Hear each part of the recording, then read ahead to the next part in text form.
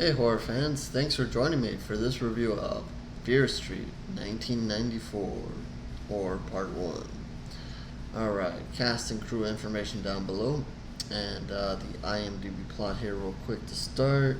A circle of teenage friends accidentally encounter the ancient evil responsible for a series of brutal murders that have plagued their town for over 300 years.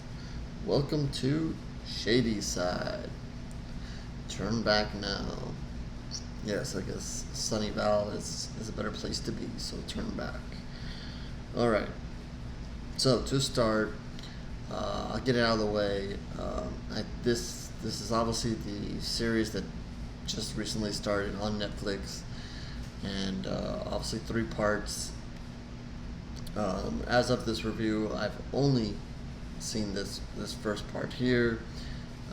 Hoping to catch the second part here soon, and the third part will be releasing. So now you know kind of where this review has been recorded in time.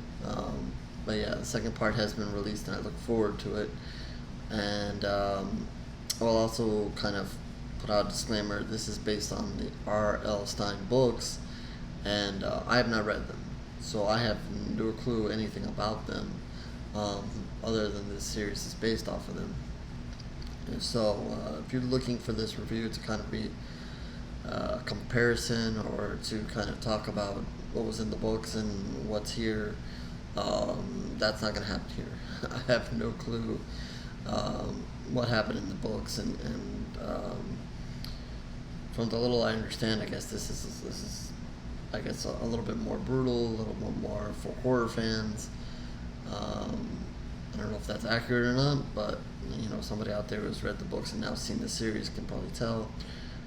But I guess this is supposed to be a little bit more for an adult audience, or an older teen audience, I guess, than necessarily maybe the books were.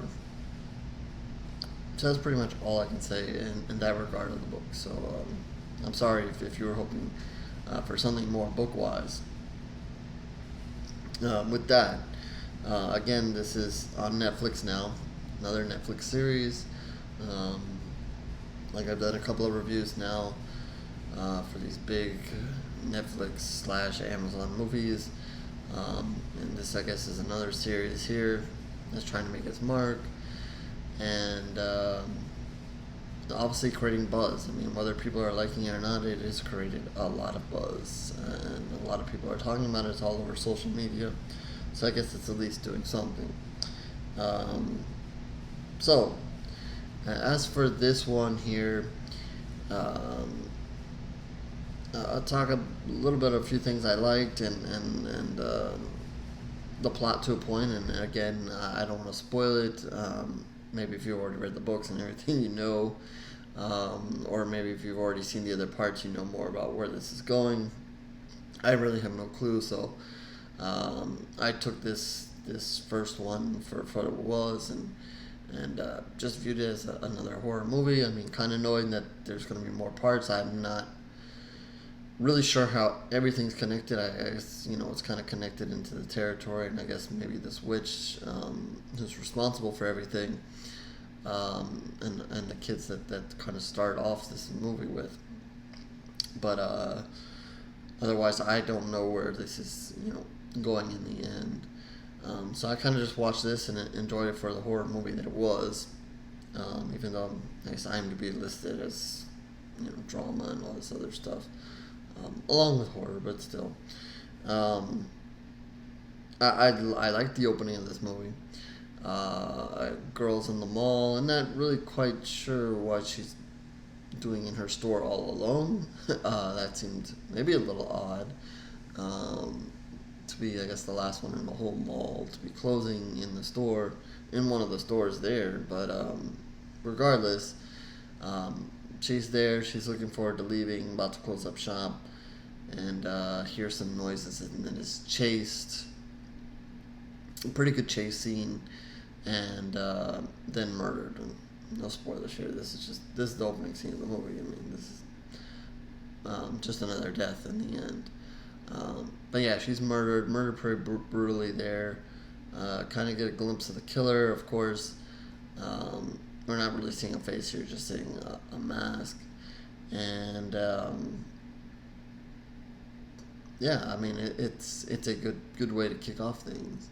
Then we kind of get introduced to the kids in the story, and as this kind of sets up, and as you kind of get an introduction to them, and then an introduction to them going to school. I believe they are in high school, even though they looked, I know, some points they looked younger. I don't know. They were supposedly in high school, but at some points I could swear they were even younger than that. I don't know. Maybe it's just me. But anyway, as this is going on, you can't help but notice the kick-ass soundtrack. The music in this movie, especially in the beginning, I guess it doesn't carry as much as the movie goes on. But especially early on in the movie, awesome soundtrack. I mean, kind of taking you back to that time period. Lots of songs that you might recognize. Maybe that means something to you, maybe not, or you've heard a lot. And some of them are used in a creative way to kind of set what is going on at the time, or as they're showing these kids. So, good use of music there. I enjoyed that. I know sometimes, complain about the music or the sound or whatever, blah, blah, but they did a good job here. It really kind of got things going off really well and kind of gets you into the movie. Obviously, maybe if you're a younger viewer of this and maybe you're not familiar with those songs, or maybe they went completely over your head. But if you're someone in my age bracket, not giving that away, but you can guess, yeah, I enjoyed it. So yeah, that sets the mood, and then kind of get introduced into these characters. Dina and her brother Josh, I guess, are the main ones here, and Josh is kind of, and it's weird again. You kind of see him like old school typing on the computer there, in like a old chat in the time before Twitter and Facebook and all this stuff, and he's kind of familiar with maybe what some of the events that are going to happen, or the legends of the town, and but his sister is more wrapped up in what's going on in school and in her life, and apparently she just broke up with her girlfriend and is having some issues with that, and funny how the parents just aren't too much seen here either. But anyway, yeah, so you have that brother-sister relationship, and he kind of paints the picture that they're in each other's lives, but they're the typical brother-sister where they each want to have their own things going on, and whenever they cross paths, it's like, do we really have to cross paths? But as this goes on, they're both going to be together in the middle of all the craziness that's about to happen.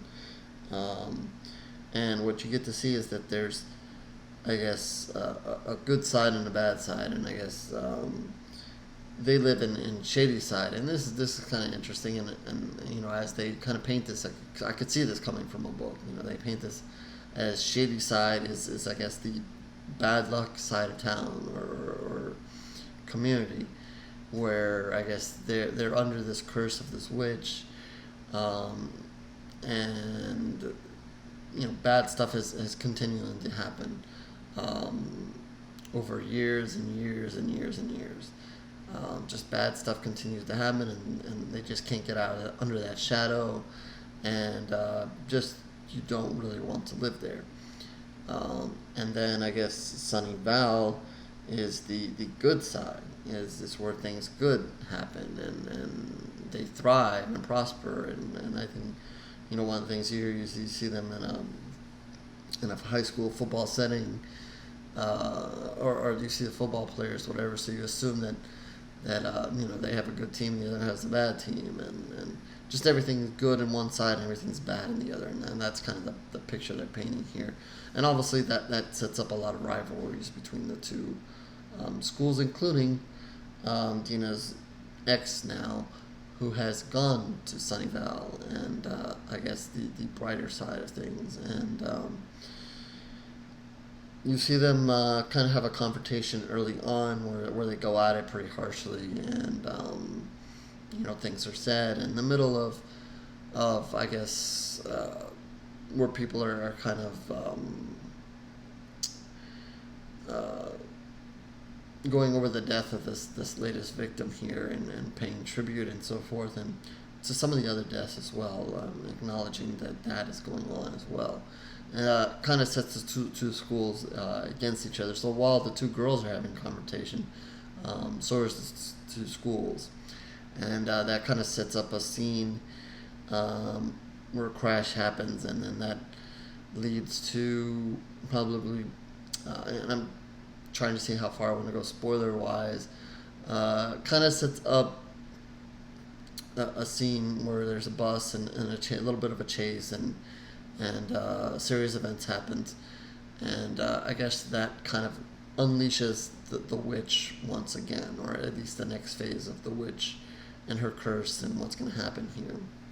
And so basically you're going to have the brother and the sister and another one of their friends and this ex girlfriend of Dina's. That's where it kind of boils down to.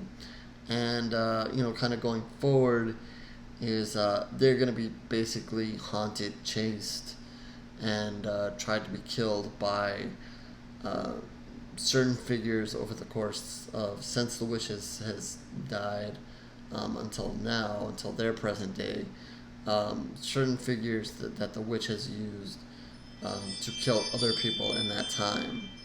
And so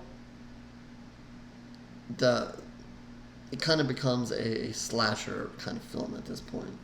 We saw it in the opening. You see the skull guy a few other times, but then it kind of expands. There's another guy. There's a woman, and so there's a couple of different serial killers that appear as this goes on. I'm not gonna give any more information than that, but there is more than one. I hope that's not a spoiler, and I'm trying not to spoil this. I hope that's not a spoiler. I apologize if you take it as it is. But yeah, there are several other killers, and they're all out after these young people. And obviously they don't, like I said, the brother kind of knows more of the curse of the witch and so forth. The others kind of know, but don't really believe that maybe that's the situation here. But then the events unfold, and certain weird things happen, and then it's basically up to these young teens, kids, whatever you want to call them, to kind of figure out what the hell is happening here before one of these serial killer types kills them. And there are some other deaths around them, and some other chaos caused. And I guess when you have this kind of group, it's whether you like them or not. And I think as this goes on, I think there's it's not a big group. It's just basically the four of them. But I think there's enough there to like in the group. They might be a little harsh. Dina's a little harsh at times. There is some argument within the group. They don't always get along. The other friend is kind of funny. He kind of paints some funny moments. I guess you can kind of use him as a little bit of the comic relief.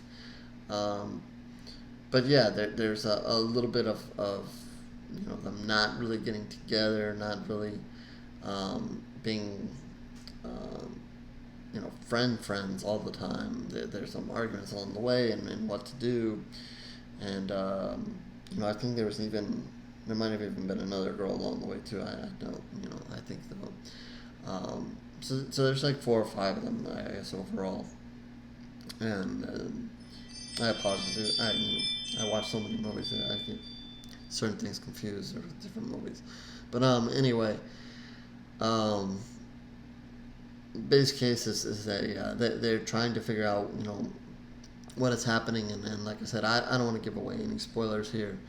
But there's some interesting things to go, and you'll kind of find out a little bit more about this witch and what is happening here, and why all these different serial killers, who kind of a little bit about their background. They don't go into a whole lot, but you'll get a touch of a little bit about them, and then what is exactly happening here. And the ending is pretty exciting, and there's going to be a couple of good deaths here. I know there's one that's been much talked about. I'm not going to mention it in case you haven't seen. Kind of fake, but I think you can appreciate it. I think if you're a horror fan like me and you like blood and guts, you're gonna just like the scene. Whether you believe that could happen or not, that's a whole different subject. And we've had those moments before in horror where death has happened, and you're like, yeah, did that happen or not? I say just enjoy it. If you're a real fan of the blood and guts, just enjoy what they did and move on. If you want to nitpick at it, I mean, go for it. Interestingly enough, I think Netflix put out a little video, kind of one of those science videos. Could it happen? Could it not? I guess they kind of know what they were doing there. I don't know if that was in the book or not. Maybe that's easier to pull off in the book. I don't know. Maybe something else happened different in the book, and they were just trying to match it or top it. I don't really know. But I think most of you know the scene I'm talking about, and what happened to this person. I'll just say this person's head, and then that might. If you've seen it, you'll know what I'm talking about, or if you watch this afterwards, you'll know what I'm talking about. But yeah, I still enjoyed it. So there are a couple of deaths that come towards the end here, and as the excitement builds, and as it kind of ends, I mean, that this is a trilogy. I wasn't sure where I really nothing more than just watching this on the hype. So I don't know anything about the books. I don't know anything about what's to come. I didn't even, I saw a little bit of the trailer for this one leading into it. I haven't seen the trailer for the next one, except for a little bit of what they showed, what was to come, but I tried not to get too much into it. And I haven't even looked at the third one yet, even though the third trailer's out. So I really don't know what to expect, where this is going. But I liked that, what happens at the end. Because since it's a trilogy, since you know what's going on, they kind of almost come to that same horror ending where, okay, the movie's going to end, and maybe give you a tease of maybe a sequel, but then here that there's more. So certain things happen at the end that leaves it kind of opening, and then we're gonna go dive into another movie here. So knowing that there's two more to come, it might be a little hard to judge, and I know I've done this with a couple other series where I've still given this a rating, but it's kind of hard knowing that there's going to be more to come. So I guess that means I'm going to have to do reviews for the next two separate, and then I guess when I do whatever the third one is, maybe I'll just rate that movie and then give a rating for the entire series after I've seen all three of them. But for this one, I'm going to temper it and give it a 3 pools of blood, and that's out of 5. Just because I don't know where this is going, and I don't want to set the bar too high, and I don't want to set the bar too low. So, I will say that I still liked this one. Like I said, the music really got me in a good mood early on, and I think, almost bribed my way. I mean, the movie could have really sucked, but I think that the music kind of really got me in a good mood to watch, what was to come, and kept me in a good mood. So well, they almost bribed their way just by that. Um, but I liked that opening scene. I liked some of the kills, some of the things that happened at the end. Um, as far as the killers that they use, and the serial killers that I mentioned, nothing totally unique about them. I think they're very similar to people that we've or killers that we've seen before in other movies. So nothing totally unique there, but they're definitely on a mission to kill. I guess I'll just say that. And I guess I liked the direction that they went. I don't know if you want to call it twists and turns, but I guess where they were going and why the killers were killing. And again, I'm trying to be spoiler free here, but I guess I liked where it ended up and what's so we'll see what comes next. And I guess with the second one, again, I'll try to grade that on its own, and then maybe kind of set the stage, for where the first two landed, going into the third. So I do look forward to catching the second one, and then eventually the third one. So these reviews for these might be staggered. But I apologize for any delay in between them, but I try to get in these video reviews when I can. Anyway, so 3 pools of blood for this first one here, and we'll see what the other two have in store. I definitely encourage you, if you haven't, even if you want to wait till after the third one and then binge watch it, that might be a good idea as well. But I definitely encourage you to check this out. It looks like something horror fans can definitely enjoy. And again, whether it kind of goes to the books or not, I have no idea. Other people will have to judge that. So with that, horrorsgreatreviews.blogspot.com is where you can find more reviews. These video reviews are there, but you can also subscribe to the channel, obviously, if you're just interested in the video reviews. Twitter, Facebook information down below as well. You can find me there, talk to me about this movie, other movies, talk to me about horror. You have something you want me to review, reach out to me there as well. And see if we can make that happen. I try to do what I can. I know I don't always get through everything, but I try. And comment section, if you want to comment on this video, whether you like the video or not, or you want to comment on the movie. If you've seen the books and seen at least this one here, I'd be interested in maybe seeing what you had to say about how close it runs to the book, to book to movie, movie to book, however, which way you want to go. But yeah, and with that, I guess I will catch you on the next review or catch you on the next Fear Street. Either way, I will catch you later, horror fans.